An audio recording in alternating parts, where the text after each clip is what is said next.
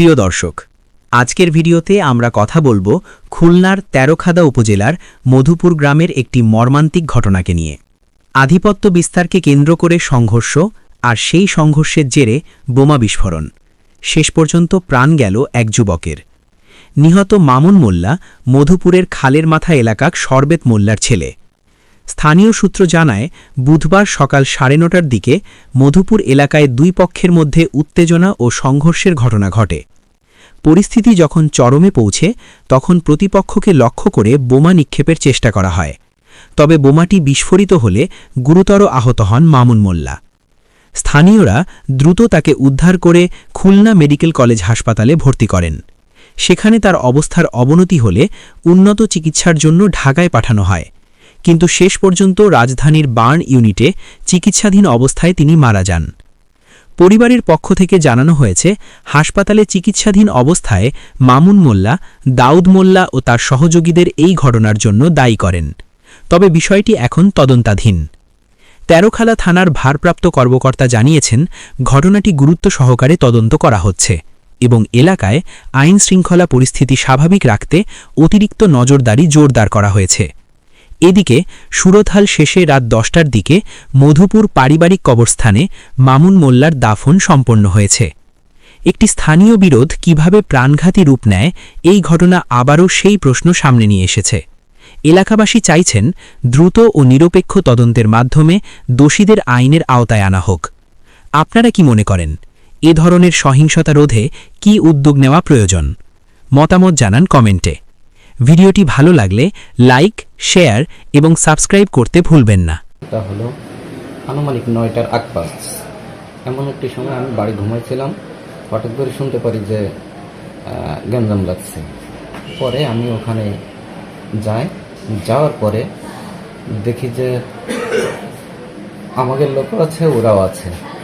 হঠাৎ করে ওখানে দাউদ মোল্লা নামে একজন ব্যক্তি, যার পিতার নাম হলো মেলদার মোল্লা, উনি ওইখানে সামনে থেকে বলতেছে যে মার মার মার। তখন উনি সেনাবাহিনীর অবসরপ্রাপ্ত।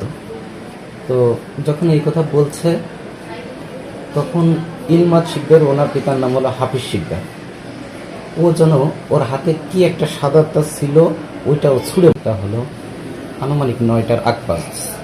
এমন একটি সময় আমি বাড়ি ঘুমাইছিলাম, হঠাৎ করে শুনতে পারি যে এই ইদ্রিস মোল্লা এবং কুদ্দুস মোল্লা, শরবেত মোল্লা, যার ইরাদত মোল্লা হচ্ছে তাদের ছোট ভাই, তার ছেলে সোহেল মোল্লা, সে হচ্ছে এই মাদক সম্রাট আর কি।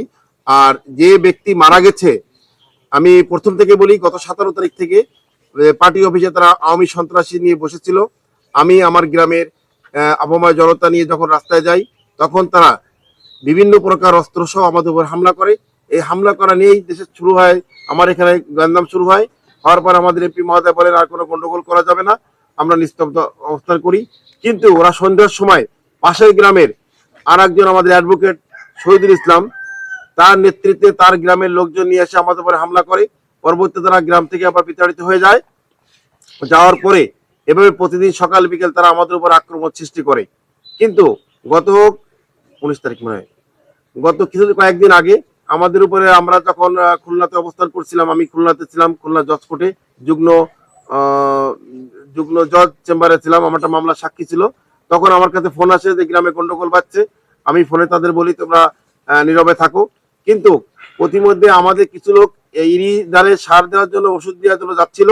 যাওয়ার পথে এই সোহেল মোল্লা, মামুন মোল্লা, আহাদ মোল্লা, তারপরে সাইফুল মোল্লা, রাসেল মোল্লা, বাবুল মোল্লা, এরা পথ অবরোধ করে। অবরোধ করার পরে আমাদের লোকজন যখন দৌড়ে যায়, তখন এই সোহেল মোল্লার হাতে থাকা একটি বোমা তারা মারা পরে খালে পড়ে। আমাকে তারা যা বলছে সেটা আমি জানি। এর পরবর্তীতে আর একটা বোমা যখন মারে, সেটাও খালে পড়ে।